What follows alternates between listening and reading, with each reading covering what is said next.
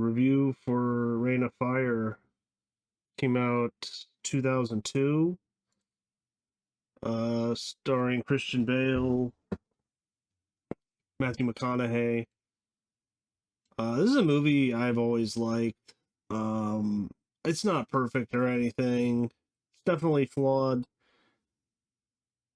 In a way, I think it could be even a bit longer. Like, I'd like to see like a director's cut, which I know will never happen because it bombed. It's like I think its budget was 60 million. It made 86 million. Really, to make money in Hollywood, you need to 2.5 times your budget. So, for various reasons, but yeah, I really like it. It's different. It's an interesting concept, and I'm big into fantasy, has dragons, so automatically I'm kind of on its side. But just great acting.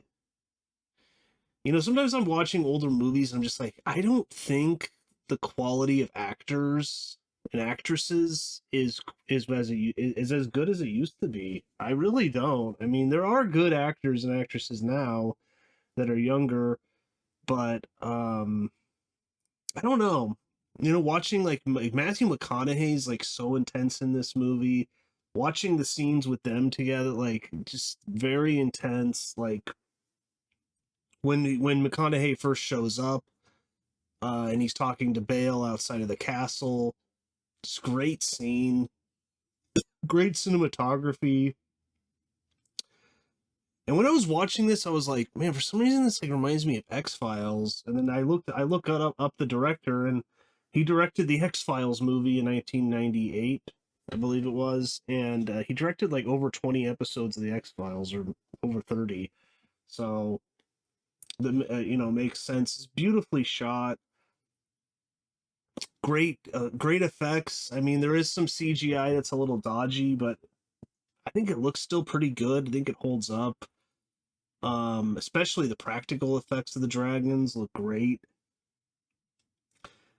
And yeah, I just always liked that this movie took a chance because it's different, and it just didn't connect with the audiences. I don't know, maybe for American audiences, it's just a little too different, I think, maybe. There's no superheroes. There's no John McClane. They just maybe just kind of laughed at the idea, but I like the idea. I think it's a really good idea that they're digging. I think they're digging the channel between France and England, and they awaken a hibernating dragon, and that's the male dragon. There's only one male, and he um fertilizes all the eggs of the females, and then you have bunch of dragons come out, and then you have hundreds of dragons and thousands of dragons, and they eat ash, so they're just killing everything and destroying everything. And then this is 20 years later. It's in 2020, or it's 18 years later. I guess it takes place in the year 2000, so this came out 2002, but um great idea to set it in England too, and they use all the castles because they're not gonna burn from the dragon fire. It's a really good idea. And then Matthew McConaughey shows up, and they've been killing dragons, and he has a theory that there's only one male because they've killed, I forget he says how many they've killed, but they've all been female. They all have eggs. So really good idea, and just the acting. I mean, Christian Bale, it's intense. You can tell that he's on his like last ropes. Like he says, there were people in the castle in Edinburgh and some other castles that they communicated with. They haven't heard from them in years, so he assumes that they're dead. But yeah, I like this movie because it took a chance. It's different. And unfortunately, it flopped because it does kind of set it up for a sequel because there's still hundreds and hundreds of dragons to kill at the end. They just killed the male, so they're not going to be able to reproduce. But I don't know. Maybe because there's no male, another male is born. Who knows? Because that can happen in nature. But just kind of a negative I have because the ending, it's a little too quick. I think like they kill a dragon, McConaughey and Bale when he shows up, and um and then some things happen. They kind of explain how the dragons are killed, how they uh put these trackers on them, and then they kill them with like giant harpoons, and then finally they go to London because it's a little convenient. Bale was a little kid, and his mom and father were engineers that were digging the underground tunnel, and he was there, and he saw the male dragon, and it's a little convenient, but it works in the story. And then he's like, "Oh yeah, I've seen the male, and it's in London." And then they go there, they fly, low. They have a helicopter, which I like the scene when Bale is talking to McConaughey, and he's like, you know, how do you fly? That's their territory, the sky. And then McConaughey's like, no, they're just renting it from us. And McConaughey's great in this. I mean, he's like, I don't know, he's like covered in like filth.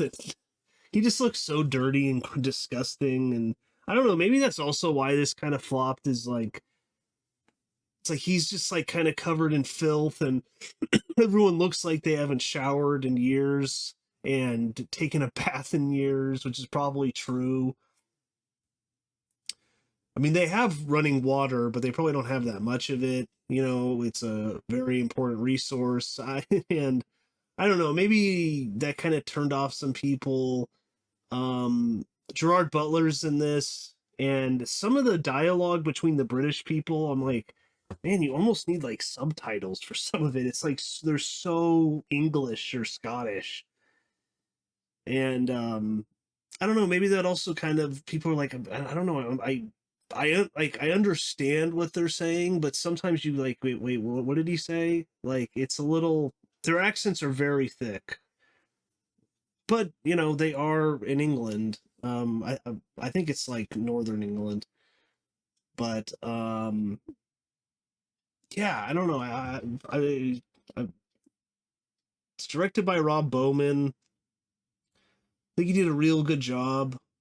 Rob Bowman, X Files, did a lot of X Files. He also directed Elektra, which is ugh.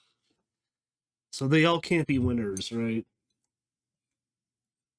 And after that, I haven't really seen anything he's done, because this flopped. I think Elektra flopped, and that probably ate up a lot of his credibility in Hollywood, which he built up over years by directing many X Files episodes and the X Files movie, which I also love. I think it's a great movie. The sequel, not so much. There's some parts of the sequel I do like, but the X Files movie, I Want to Believe, I think is great. He crafts a bleak, ash-coated, soaked world, filmed in Ireland's rugged Wicklow Mountains. Yeah, maybe the movie's just too bleak, except for the ending, and then they finally they kill the male. This is all spoilers, of course. The movie came out over 20 years ago. I definitely recommend it. It's less than 2 hours long. I think it could have been 30 minutes longer. I would have liked to see them kill another dragon. Um, but maybe they just didn't have the budget because it's 60 million in 2002. I don't know. Maybe it could have used $100 million for the budget, but still, I think every single dollar is on screen, and it looks great.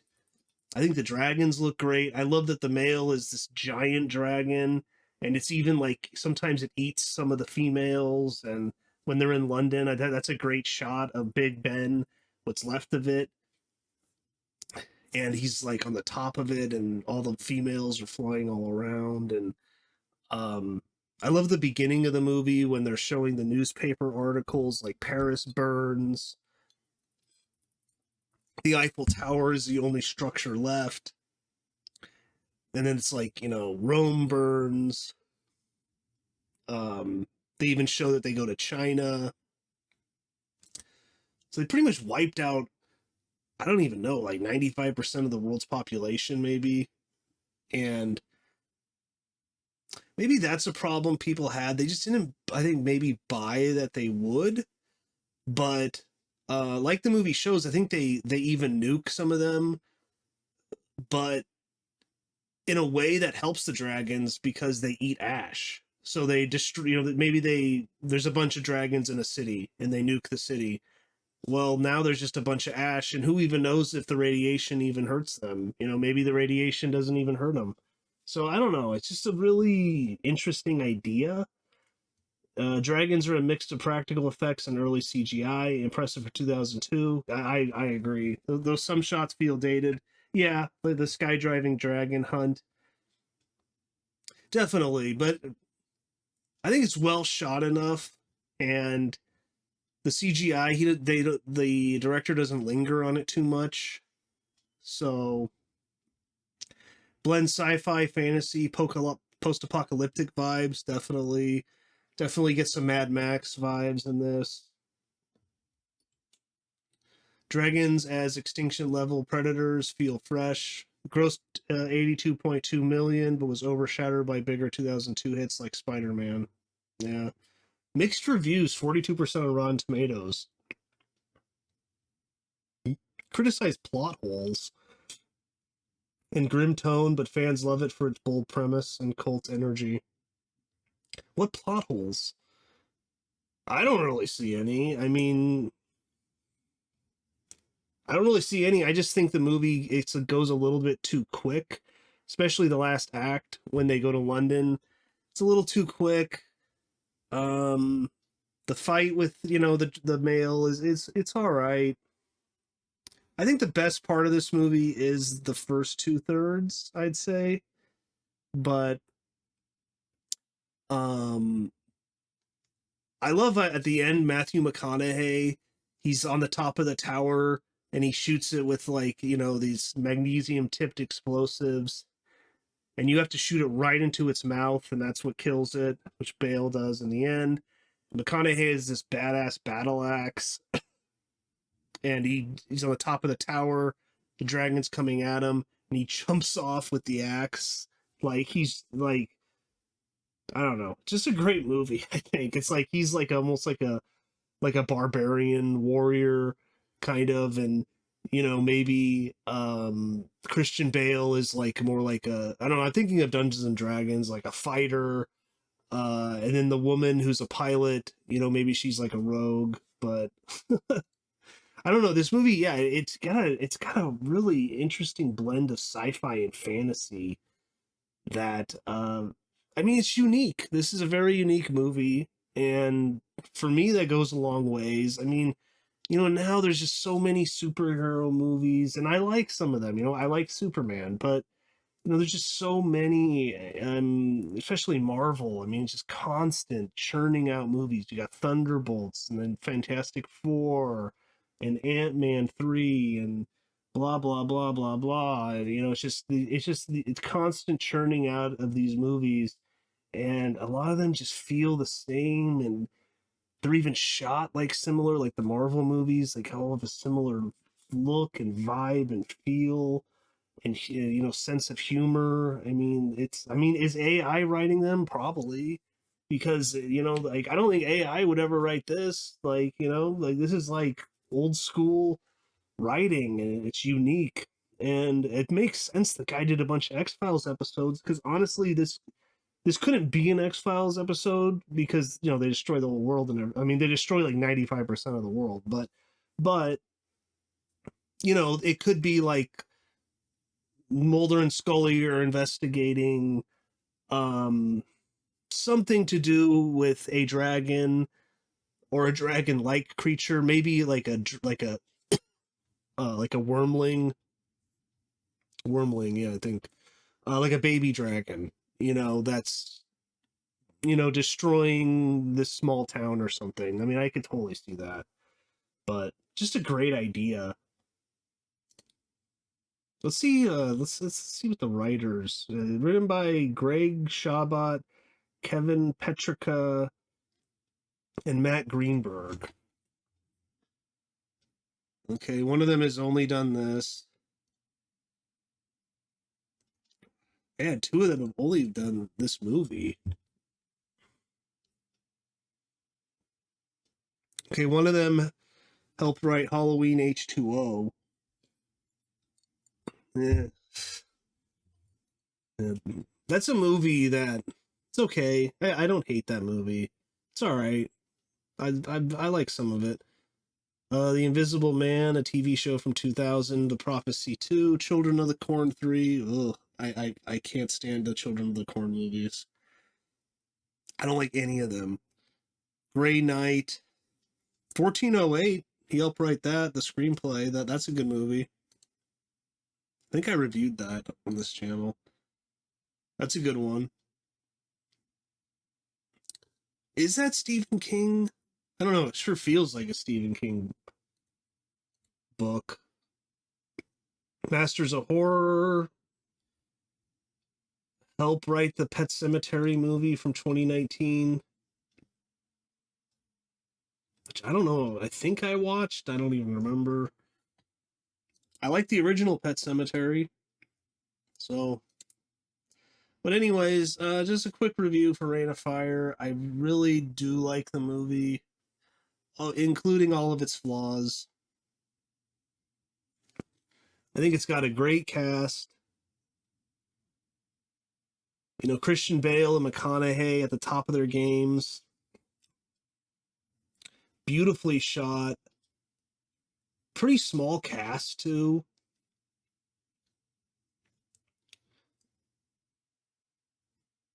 It shows trauma and survival, Quinn's childhood loss, his mom death in a dragon attack, and his father, I think, too. Fuels his cautious leadership, mirroring PTSD, coping mechanisms. Yeah, you can tell he's truly terrified of the dragons, and I would be too. And they're just trying to hold out in their castle for as long as possible. I mean, and he's trying to do the best job he can. So, but just too bad. I mean, you could have at least done one sequel.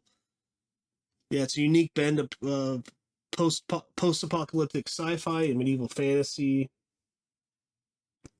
But yeah, critics didn't really like it. I mean, couldn't you at least give the movie points for being like unique? But I think now it's aged well, and I think maybe some of those same critics would go back and watch it and go, you know what, this movie's all right. So, but yeah, that's about it though. If you do me a favor, smash that like button. That'd be great. Helps the channel a lot.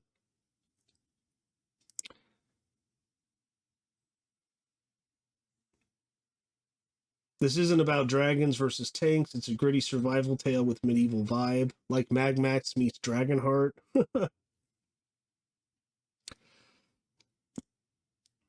So, but yeah, and then at the end of the movie, they do have radio.